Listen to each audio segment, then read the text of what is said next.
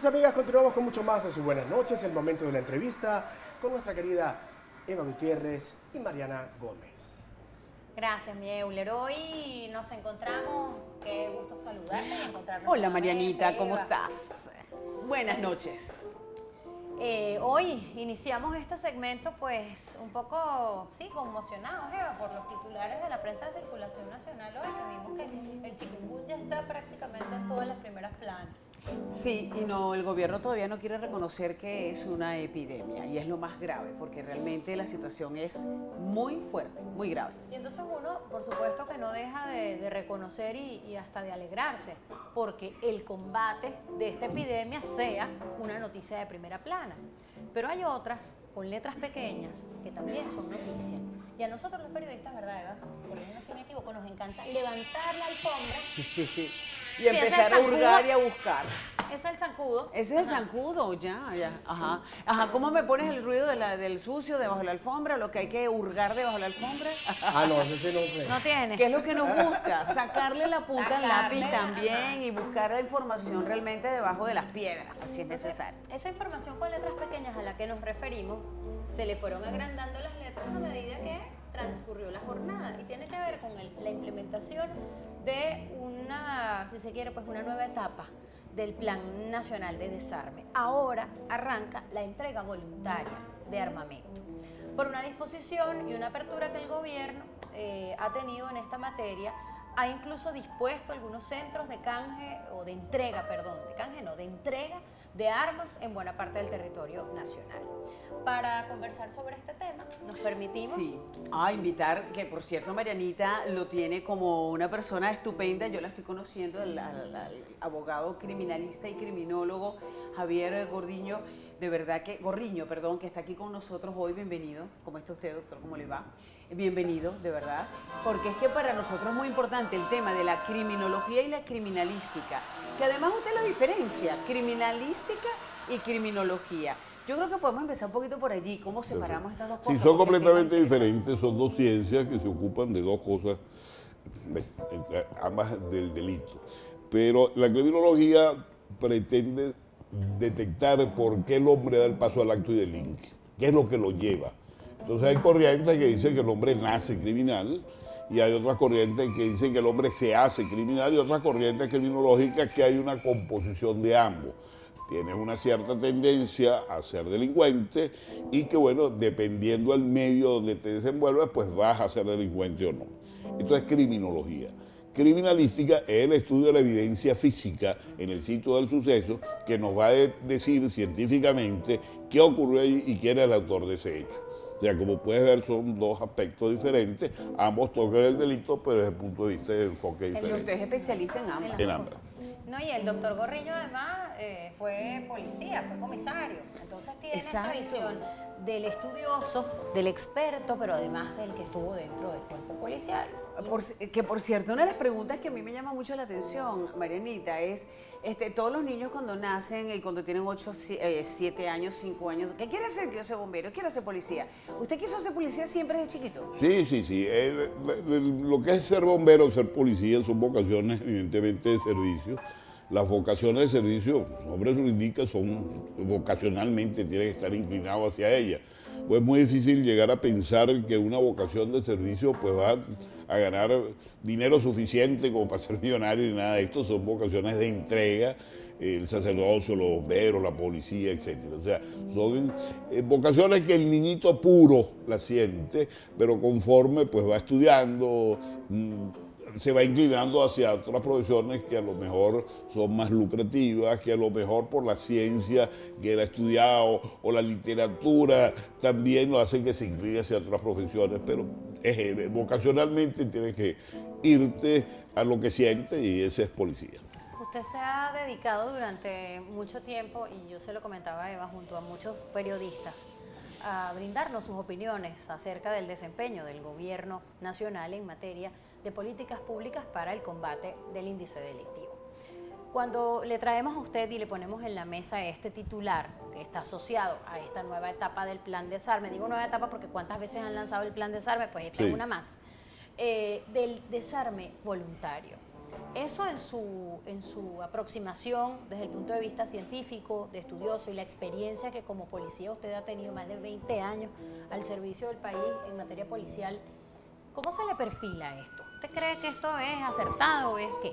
¿Cómo lo ve? Mira, a mí me gustaría que fuera acertado, pero todo indica que no. Las personas que van a entregar voluntariamente el arma de fuego normalmente son personas que quizás por un miembro de la familia que a lo mejor ya falleció, hay un arma en la casa que va de closet a closet y que bueno, mira, vamos a entregarla. O una persona que se quedó viuda, el esposo tiene un arma, en fin. Ese tipo de armas son las que normalmente son las que se recuperan en esas operaciones voluntarias de desarme, etcétera. O si ha habido un conflicto político y mucha gente pues tiene armas por ese conflicto político y le entrega. Pero el delincuente como tal, que es el número de homicidios que realmente nos afecta semanalmente, ese delincuente no va a entregar su arma de fuego. Ese delincuente hay que quitársela utilizando inteligencia, utilizando operativo, utilizando investigación para llegar a él y desarmarlo. Pero eso no es fácil, porque además hay un tema... Requiere allí- trabajo. Requiere trabajo y además mi pregunta es, ¿existe la conciencia de la voluntad en las familias de los jóvenes que ven que el papá o el padrastro o el marido de mi mamá o la mujer de mi papá tiene un arma escondida? ¿Existe esa educación, esa conciencia de realmente tomar la decisión de entregar esa arma?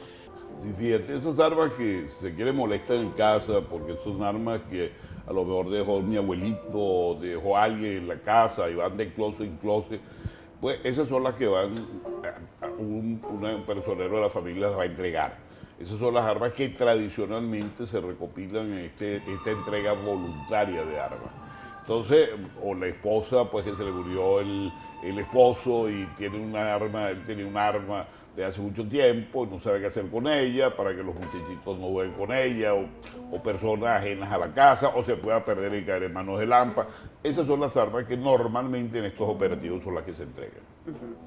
Fíjese una cosa, doctor Gorriño. El gobierno insiste en el desarme, incluso desde la oposición se habló mucho del plan desarme. Sin embargo, uno se pregunta qué pasa con el desarme de las organizaciones que son políticas y que están armadas para cumplir una función pretoriana en defensa de la revolución y que ya sabemos cuál es su alcance, lo conocimos todos en el mes de febrero, desde febrero hasta mayo de este año todos vimos el alcance del monopolio de las armas en esos sectores, que además ejercen de microestado en algunas zonas populares de Caracas y del interior del país. ¿No hay una doble moral en todo esto, doctor? Sí, tienes razón, porque esos son colectivos, muchos de ellos están armados y bueno, una de ellas muy reciente, el febrero, el 12 de febrero, cuando hay los dos muertos, el primer muerto se ve evidentemente que es de la DICIP, dispara contra un grupo de muchachos y mata pues a Basil. En el otro, aunque en principio se dijo que un mismo proyectil había causado ambas muertes, posteriormente las investigaciones dieron con un miembro de los propios colectivos que fue el que ajustició a Juancho, o sea que sí hay armas. Y de hecho, en muchas oportunidades que hay actuaciones, los colectivos, pues hay muertos. Porque los colectivos muchas veces tienen armas porque se funcionan hasta para policiales, dirimen conflictos, en fin, este tipo de cosas pequeñas, pues la gente pues, va al colectivo y el colectivo pues es policía, es juez, es todo eso, y es lo que opera en ciertas parroquias. Y los colectivos todos están apoyados, digamos, por fuerzas gubernamentales. Y se sabe que tienen armas porque encima la ostentan. Pero es que cada arma está asignada a una persona con número de cédula y con huellas digitales. Fíjate, ¿Qué pasa en el caso de los colectivos? En el caso del porte de armas, el caso del porte de armas hay una cosa que se llama registro balístico, que es una concha percutida y un proyectil disparado por esa arma de fuego, o sea, que ha pasado por el ánima del cañón. Esos dibujos al paso del ánima del cañón, igual que ese casquillo percutido, es como una huella digital de esa arma de fuego. Cuando una persona va a sacarse la cédula por primera vez, le toma la deca dactilar, que es la impresión de los 10 dedos. Esa impresión queda en los archivos. ¿Qué pasa? Si tu huella digital aparece en algún hecho delictivo, en un sitio de suceso, de un hurto, un robo, pues lo que tengo que hacer es compararla con esos archivos dactiloscópicos e identificar al autor del hecho. Lo mismo pasa con un arma de fuego. Si yo tengo registro balístico porque la tengo registrada, esa arma de fuego tiene permiso de porte de arma, entonces tengo su registro balístico, cuando el médico forense, el patólogo, que es el que hace la autopsia, me entrega ese proyectil incriminado, lo que tengo que comparar ese proyectil con el que tengo el registro balístico para identificar el arma de fuego. ¿Qué pasa? La mayoría de los homicidios, el 99% de esos homicidios, no se cometen con armas permisadas. Entonces, evidentemente, yo no puedo identificar al autor de esa arma. ¿Qué pasa? Hay homicidios que sí son con personas con porte de armas, y una mala manipulación, pues se le escapa un tiro y hieren a alguien o matan a alguien. Es un porcentaje mínimo. O sea, los delitos cometidos con personas que tienen legalmente registrada su arma de fuego es un porcentaje, no llega ni siquiera a veces ni a un dígito. Ustedes Entonces, como estudiosos tienen un registro, al menos extraoficial, no es que de cuántas mire, armas ilegalmente hay en Venezuela. no, es muy difícil saber cuántas armas porque no están legales. Yo puedo saber cuántos portes de armas hay, cuántas armas tiene cada organismo policial, porque están registradas. El momento que las armas que yo tengo en el barrio, las armas que están en nuestras cárceles, con los proyectiles que están en nuestras cárceles, en manos de los pranes, en manos de los luceros, no lo conozco. Los conoceré en el momento que se tome una prisión de esas, se desarme en la población reclusa, entonces sí puedo contabilizar porque las tengo ahí. Pero ¿cómo se hace para que un arma entre a Venezuela? No hay que registrarla, la meten por contrabando, porque esas armas que no están registradas y que están en manos de los pranes o de los que están presos en las cárceles, ¿cómo le llegan a sus manos? Que es la gran incógnita de toda la vida. Bueno, usted que trabajó en el CICPC o antigua PTJ, pues... Sí, lo que pasa es que anteriormente las armas que había en las prisiones eran armas de fabricación carcelaria. Era el chuzo que se hacía con patas de una cama, con una ventana, etcétera. Armas era un blancas. instrumento, arma blanca. Y uno que otro chopo. Y el chopo era digamos, un tubo donde se ponía un proyectil y se le daba algo para percutir. O sea, era arma eminentemente de fabricación carcelaria. Hoy día tú consigues una R15, consigues un FAL, consigues cualquier tipo de arma larga y corta. Entonces, eso, de fabricaciones de cualquier parte del mundo, armas sumamente modernas, nadie sabe cómo, no entraron al país, cómo entraron, digamos, al recinto penitenciario, que es un recinto confinado, resguardado por la Guardia Nacional, donde cada persona que entra a ese recinto es requisada, es chequeada, y entonces cómo entraron esas armas, nadie sabe, pero entraron, ahí está. Doctor, hay ejemplos como el de Brasil, lo que pasa es que son extremos. Una tropa élite que llegó a Río de Janeiro a combatir el problema de la inseguridad y de la operación de las bandas en una favela, con resultados desde cierto punto de vista positivos. Uno trata de ver si esas soluciones extremas son aplicables en Venezuela, pero uno no puede dejar de pasearse por cosas como los derechos humanos de las personas que no están incriminadas en el delito y que viven en esas zonas donde operan estas bandas. En materia de soluciones, ¿a qué podríamos acercarnos o cuál es su recomendación? Y bueno, la recomendación es muy clara, fíjate, hace importantes números de años se decía en la policía judicial, eso es más fácil que trabajar homicidio en barrio, o sea, un muerto en un barrio. ¿Por qué? Porque cuando matan a alguien en un barrio, todo el barrio sabe que fue el autor del hecho. Todo el mundo conoce, porque normalmente son muchachos que han nacido del barrio, se conoce la madre, conoce el padre. La gente del barrio conoce el proceso de deterioro paulatino que ha tenido ese muchacho hasta ser el delincuente que es hoy en día. Cómo abandona la escolaridad, cómo se dedica a no hacer nada, cómo se acerca a la banda, hasta que se convierte en uno de los directivos de la banda y tiene 10, 20 muertos para tener cartel, un cierto rango dentro de la banda. Entonces, eso lo sabe y lo conoció el barrio, porque conoció a su padre, lo conoció cuando recién nació, conoció cuando lo bautizaron, cómo se llama, en fin, todo eso. No es difícil desarmarlo, hay que hacer labores de inteligencia, hay que hacer investigación criminal y hay que llegar a todos esos señores que tienen armas de fuego que las utilizan para cometer delitos. Además, cuando nosotros vemos que los organismos de seguridad de Estado cada 2 meses o 3 meses desmantelan un grupo de personas que están atentando contra el hilo democrático, utilizando los famosos cooperantes, testigos cooperantes o compatriotas, los patriotas cooperantes y tal. Bueno, pues utilicen los patriotas cooperantes, utilicen todo, digamos, ese entramado de inteligencia que tienen para desarmar nuestros barrios. Claro. Si son igual de efectivos por una labor que es mucho más difícil, el que puede más puede lo menos. Entonces, sí, obviamente pueden desarmar totalmente el barrio. Ahora usted hablaba de los muchachos de los barrios, que se sabe dentro del barrio, más o menos, por la educación, por los padres, por la conducta o el comportamiento. Pero ayer justamente mataron a un joven gerente de Provemed en Caurimare. ¿Cómo llegan a estos asesinos? Porque fueron El padre del Champañá también. Y el padre, el sacerdote del Champañá, que se salvó del deslave de Vargas, y ahora resulta que, bueno, hubo un acto velatorio bellísimo en el Colegio Champañá, porque lo mataron también. Entonces, ¿cómo se les llega a estos muchachos? ¿Y qué pasa? Porque ya estamos hablando de zonas, de urbanizaciones, de gente conocida, de gente Sí, son profesional. bandas que actúan en esa zona. Eso, producto de la investigación criminal, pues se detecta, se determina, igual que todos los grandes homicidios pues se han determinado. Es importante la buena labor que pueda tener en ambos casos para el desmantelamiento de esas bandas. Esas bandas son las que hay que atacar.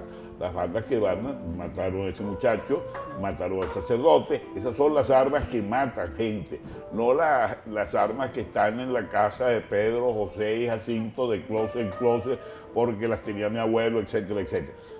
Claro, esas armas está bien que las recupere el Estado, está bien. Pero las armas que realmente son perniciosas, que realmente quitan vidas de ciudadanos inocentes, son las armas que portan esos delincuentes.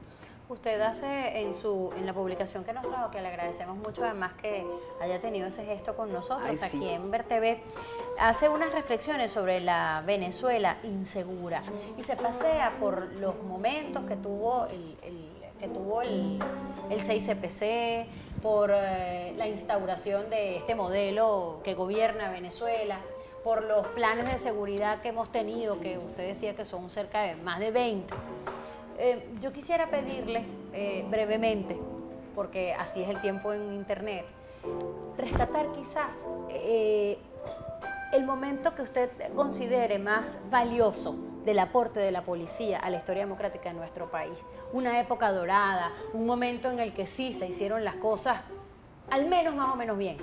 Sí, fíjate, la Policía Judicial, sin decir que en los años 70 y 80, la Policía Judicial nace el 20 de febrero del 58, después de, digamos, de la dictadura de Pérez Jiménez, recién comenzada la democracia. Comienza por la suya porque comienza hasta sin archivo, porque los archivos de la delincuencia que había estaban en la Seguridad Nacional y los archivos de la Seguridad Nacional junto con el edificio fueron saqueados y quemados. O sea, que arranca sin historia policial, sin modo operandi, y gracias a, digamos, a la preparación, gracias a un grupo de individuos con voluntad de hacer las cosas, con querencia de hacer las cosas, con, digamos, muchas veces, y hay anécdotas que se encuentran en el libro de los años 70, que a veces no había papaína, la papaína se utiliza para un dedo que se ha encontrado, digamos, para tratar de sacar el rastro dactilar, se pone en papaína, no había papaína y alguien le echó que la lechosa tenía mucha papaína cuando entraba en procesos de maduración.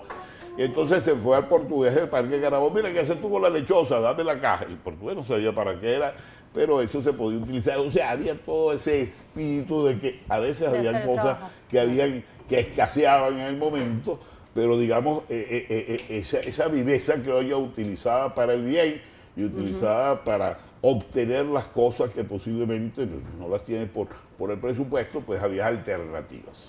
Sí, Euler, tienes 30 segundos. ¿Cómo está? ¿Cómo le va? Bueno, usted sabe, yo soy un gran politólogo, graduado en Harvard, y en Hansi de Latillo. Quería comentarle algo rapidito. Estamos viendo toda una problemática debido, por supuesto, a que en el país la moral y luces se ha ido para el carrizo y la gente tampoco ya ni siquiera cree en las cosas religiosas, ya no hay respeto a Dios y por supuesto eso ocasiona que haya todavía más delincuencia, más gente tratando de matar a todo el mundo. Ahora bien, yo quiero que usted me diga con toda franqueza y que le responda aquí a las cámaras de televisión, dígale con sinceridad, una pregunta sincera a su corazón. Cuando usted hace el amor, usted utiliza un gorrión. Gorriño. Quizás lo dice por mi apellido. Gorriño es un apellido de origen vasco, ¿ok? Que nada tiene que ver con gorro, nada de eso. Significa rojito, significa rojillo, pues. Ah, Rojillo. Que nada tiene que ver con cuestiones políticas, pero es digamos, lo que significa en euskera, en vasco, el apellido. Ay, doctor Bueno, Gorriño, yo le muchísimas agradezco gracias, doctor Gorriño. infinitamente su última gentileza, inclusive. Así es. Bueno, Nosotras, bueno, Eva, complacidas de tenerlo. No, una complacidas de maravilla. tocar uno de los temas más sensibles para la audiencia, estoy Sí. segura. así es. Una maravilla. Damos las gracias por haber estado con nosotros esta noche en Buenas noches. De Ok. verdad, un millón de gracias. Javier Gorriño, criminalista y criminólogo. Comisario.